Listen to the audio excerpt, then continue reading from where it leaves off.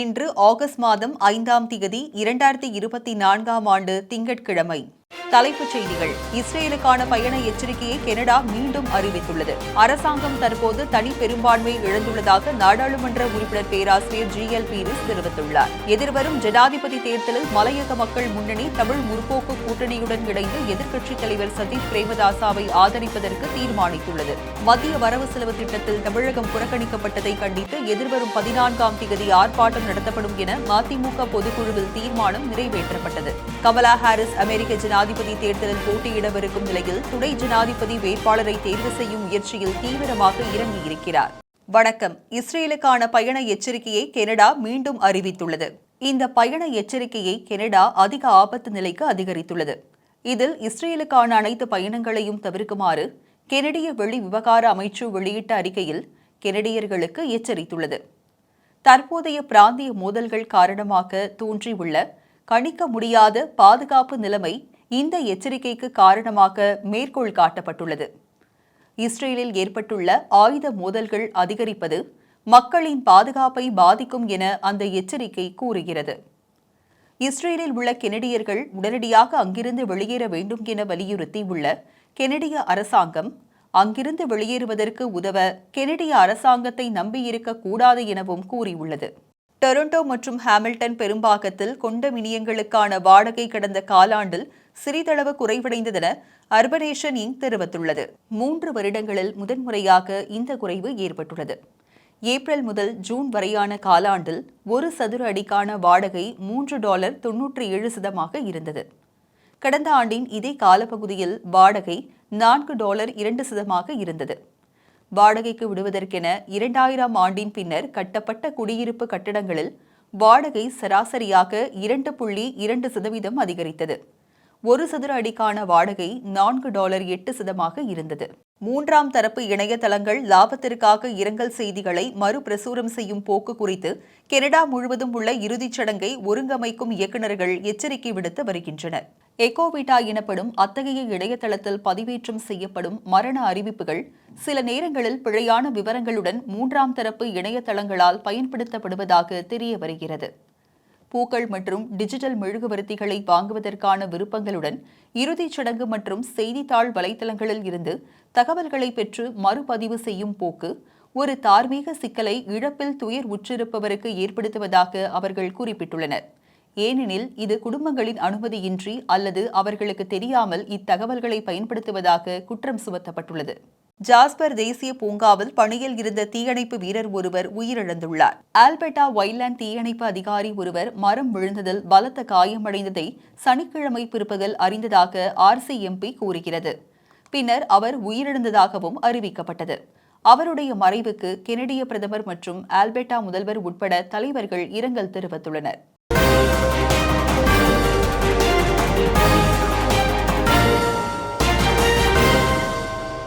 அரசாங்கம் தற்போது தனி பெரும்பான்மையை இழந்துள்ளதாக நாடாளுமன்ற உறுப்பினர் பேராசிரியர் GL பீரிஸ் தெரிவித்துள்ளார். கொழும்பில் நடைபெற்ற செய்தியாளர் சந்திப்பில் அவர் இதனை குறிப்பிட்டுள்ளார். 2 வருடங்களுக்கு முன்னர் நாடாளுமன்றத்தில் 134 வாக்குகளினால் தேர்வு செய்யப்பட்ட ஜனாதிபதி தற்போது தமக்கு 92 நாடாளுமன்ற உறுப்பினர்களின் ஆதரவே இருப்பதாக கூறுகிறார். தற்போதைய அரசாங்கத்தின் ஆயுட்காலம் இன்னும் 46 நாட்களில் முடிவடையும். தற்போதைய எதிர்க்கட்சித் தலைவரின் வெற்றியை உறுதிப்படுத்தும் கொள்கை அடித்தளத்துடன் எதிர்வரும் 8ஆம் தேதி மாபெரும் கூட்டணி உருவாகும் என நாடாளுமன்ற உறுப்பினர் பேராசிரியர் GL பீரிஸ் தெரிவித்துள்ளார்.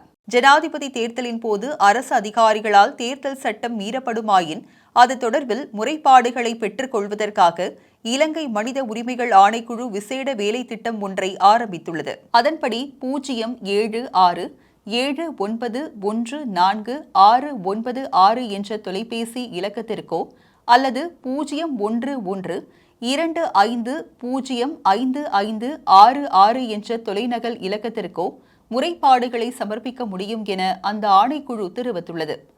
சுதந்திரமானதும் நியாயமானதுமான தேர்தலை நடத்துவதற்கு காவல்துறை அதிகாரிகள் உள்ளிட்ட அரசு அதிகாரிகள் எவ்வாறு செயற்பட வேண்டும் என இலங்கை மனித உரிமை ஆணைக்குழு அண்மையில் வழிகாட்டல்களை வெளியிட்டிருந்தமை குறிப்பிடத்தக்கது. எதிர்வரும் ஜனாதிபதி தேர்தலில் மலையக மக்கள் முன்னணி தமிழ் முற்போக்கு கூட்டணியுடன் இணைந்து எதிர்க்கட்சித் தலைவர் சஜித் பிரேமதாசாவை ஆதரிப்பதற்கு தீர்மானித்துள்ளது. இன்று ஹட்டனில் செய்தியாளர்களிடம் கருத்து வெளியிட்ட மலையக மக்கள் முன்னணியின் தலைவர் வேலுச்சாமி ராதாகிருஷ்ணன் இதனை தெரிவித்துள்ளார். இதனை எதிர்வரும் ஜனாதிபதி தேர்தலில் சஜித் பிரேமதாசவை ஆரம்பகட்ட இணைக்கப்பாட்டை ஆதரிப்பதற்கான தமது அரசியல் உயிர்ப்பீட கூட்டத்தில் தமிழ் முற்போக்கு கூட்டணி முன்னதாக எட்டியிருந்தது. இதேவேளை எதிர்வரும் ஜனாதிபதி தேர்தலில் எதிர்க்கட்சித் தலைவர் சஜித் பிரேமதாசாவை ஆதரிக்க ஸ்ரீலங்கா முஸ்லிம் காங்கிரசின் அரசியல் உயிர்ப்பீட கூட்டத்தில் தீர்மானிக்கப்பட்டுள்ளது.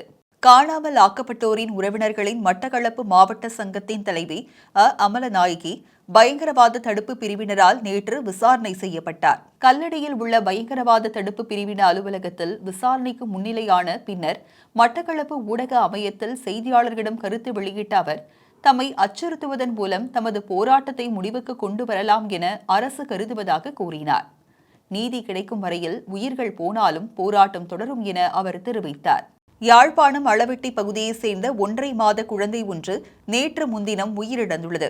உயிரிழந்த குழந்தையின் உடலில் காயங்கள் காணப்பட்டமையால் உடற்கூற்று பரிசோதனை நேற்று தினம் முன்னெடுக்கப்பட்ட வேளை குழந்தையின் கைகள் மற்றும் கால்கள் முறிந்திருந்தமை, தலையில் அடிகாயங்கள் காணப்பட்டமையுடன் உடலில் கண்டல் காயங்களும் கண்டறியப்பட்டிருந்தது. குழந்தையின் மரணம் இயற்கை மரணம் அல்ல என உடற்கூற்று பரிசோதனை அறிக்கையில் உறுதிப்படுத்தப்பட்டிருந்தது. குழந்தை பால் குடிக்க மறுத்து அடம் பிடித்ததால் குழந்தையின் கை கால்களை திருகியதாக மர்மமாக உயிரிழந்த குழந்தையின் தாயார் ஆரம்பகட்ட விசாரணைகளில் தெரிவித்துள்ளார். ஆனால் தனது குழந்தையை நான் கொலை செய்யவில்லை எனவும் தெரிவித்துள்ளார். போலீசார் தாயை கைது செய்து விசாரணைகளை முன்னெடுத்து வருகின்றனர். மன்னார் மாவட்ட பொது வைத்தியசாலையில் கடந்த 27ஆம் தேதி உயிரிழந்த இளம் குடும்ப பெண் மரணம் தொடர்பாக பல்வேறு கட்ட விசாரணைகள் இடம்பெற்று வருவதோடு இதுகுறித்த சம்பவம் தொடர்பில் நீதியான விசாரணை முடிவடைந்த நிலையில் உரிய தரப்பினருக்கு எதிரான சட்ட நடவடிக்கைகள் முன்னெடுக்கப்படும் என மன்னார் மாவட்ட பொது வைத்தியசாலையின் பணிப்பாளர் வைத்தியர் அசாத் எம் ஹனீஃபா தெரிவித்தார். மன்னார் மாவட்ட பொது வைத்தியசாலையில் கடந்த 27ஆம் தேதி பட்டதாரி இளம் குடும்ப பெண் மரியராஜ் சிந்துஜா என்பவர் சிகிச்சை பலனின்றி உயிரிழந்த சம்பவம் தொடர்பாக பல்வேறு தரப்பினராலும் வன்மையான கண்டனங்கள் முன்வைக்கப்பட்டது. குறித்த பெண்ணின் மரண சம்பவம் தினம் நோயாளர் விடுதியில் இருந்த வைத்தியர் மற்றும் பணியாளர்கள் அசட்டையினம் காரணமாக இடம்பெற்றுள்ளதாக குறித்த பெண்ணின் குடும்பத்தினர் குற்றம் சுமத்தியுள்ளனர். இந்த நிலையில் நாடாளுமன்ற உறுப்பினர் செல்வம் அடைக்கலநாதன் மன்னார் மாவட்ட பொது வைத்தியசாலைக்கு சென்று வைத்தியசாலையின் பணிப்பாளர் மற்றும் வைத்தியர்களுடன் இணைந்து கலந்துரையாடலை மேற்கொண்டார். இதன்போது நாடாளுமன்ற உறுப்பினரின் செயலாளர் டேனியல் வசந்தன் கலந்து கொண்டிருந்தார். மன்னார் பொது வைத்தியசாலைக்குள் கடந்த வெள்ளிக்கிழமை இரவு நுழைந்த பணியாற்றிய வைத்தியருக்கு இடையூறு விளைவித்ததுடன் வைத்தியசாலை நிர்வாகத்திற்கு இடையூறை ஏற்படுத்திய வைத்தியர் அர்ஜுனாவின் செயல்பாடுகள் குறித்தும் கேட்டறிந்தார்.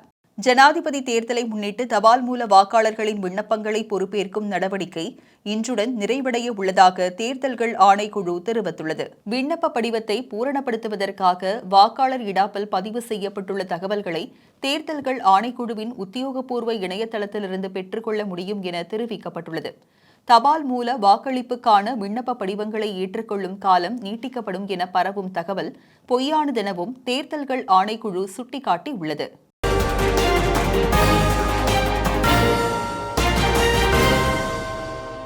வக்ஃப் வாரியத்தின் அதிகாரத்தை கட்டுப்படுத்தும் வகையில் புதிய மசோதாவை தாக்கல் செய்ய மத்திய அரசு திட்டமிட்டுள்ளதாக தகவல் வெளியாகியுள்ளது. வக்ஃப் சட்டத்தில் 40 திருத்தங்களை செய்வதற்கு மத்திய அமைச்சரவை கடந்த 2ஆம் தேதி ஒப்புதல் அளித்ததாகவும் நாடாளுமன்றத்தில் இது தொடர்பான மசோதா இந்த வாரம் தாக்கல் செய்யப்படும் என்றும் தகவல் வெளியாகியுள்ளது.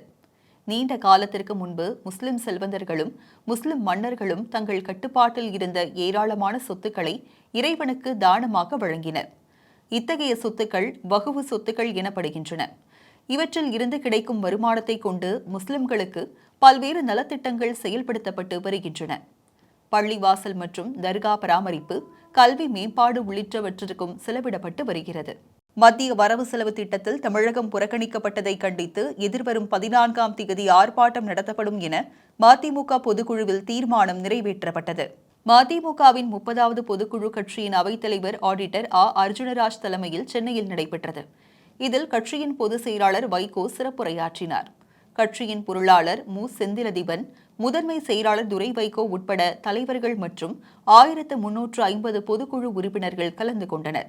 கேரளா நிலச்சரிவால் பாதிக்கப்பட்டவர்கள் முகாம்களில் தங்கியுள்ள நிலையில் அவர்களுடைய வீட்டில் இருந்த பொருட்கள் கொள்ளையடிக்கப்பட்டுள்ளதாக முறைப்பாடு மேற்கொள்ளப்பட்டுள்ளது.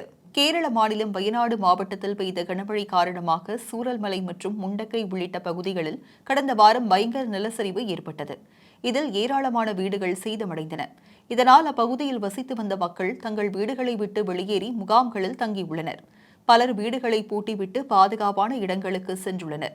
இந்நிலையில் யாரும் இல்லாத வீடுகளில் உள்ள பொருட்கள் கொள்ளையடிக்கப்பட்டுள்ளது. ராஜஸ்தான் மாநிலம் பன்ஸ்வாரா மாவட்டம் மஹி பகுதியில் அணுமின் நிலையம் அமைக்க மத்திய அரசு முடிவு செய்துள்ளது.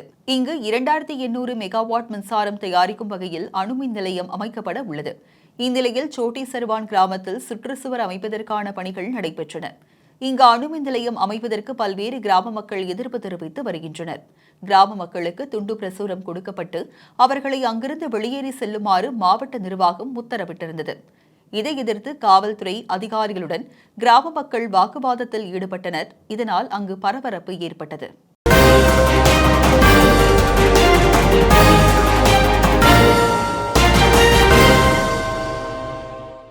பங்களாதேஷில் அரசாங்க எதிர்ப்பு ஆதரவாளர்களுக்கும் போலீசாருக்கும் இடையில் இன்று இடம்பெற்ற மோதல்களில் 60 பேர் கொல்லப்பட்டுள்ளனர். பிரதமர் ஷேக் ஹசீனாவின் அரசாங்கத்திற்கு எதிராக மாணவர்கள் ஒத்துழையாமை போராட்டத்தினை ஆரம்பித்துள்ள நிலையிலேயே இந்த வன்முறைகள் இடம்பெற்றுள்ளன. சிராஜ்கஞ்ச் மாவட்டத்தில் ஆயிரக்கணக்கான மக்கள் போலீஸ் நிலையம் ஒன்றை தாக்கிய வேளை 3 போலீசார் கொல்லப்பட்டனர். வேலைவாய்ப்பில் ஒதுக்கீடு குறித்து ஆரம்பமான ஆர்ப்பாட்டங்கள் தற்போது அரசாங்கத்திற்கு எதிரான பரந்துபட்ட போராட்டங்களாக மாறியுள்ளன. அமெரிக்காவின் மேரிலாந்து மாநிலத்தில் பலத்த காற்று வீசி காற்றடிக்கப்பட்ட விளையாட்டு தளம் பறந்த சம்பவத்தில் 5 வயது சிறுவன் உயிரிழந்தார். சம்பவத்தில் மேலும் ஒரு பிள்ளைக்கு காயம் ஏற்பட்டதாக பிபிசி தெரிவித்தது. மூன் பவுன்ஸ் எனும் அந்த காற்றடைக்கப்பட்ட விளையாட்டு தளம் ரெஜென்சி பர்னிச்சர் விளையாட்டு அரங்கத்திற்கு வெளியே இருந்தது.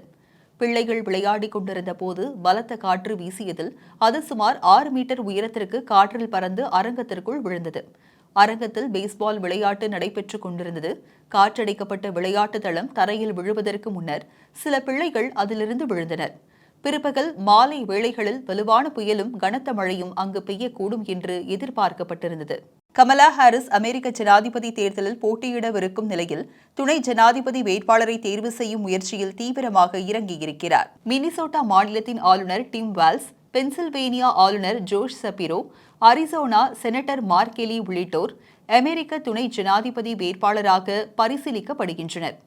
கமலா ஹாரிஸ் தம்முடைய முடிவை இன்று அறிவிப்பார் என்று எதிர்பார்க்கப்படுகிறது.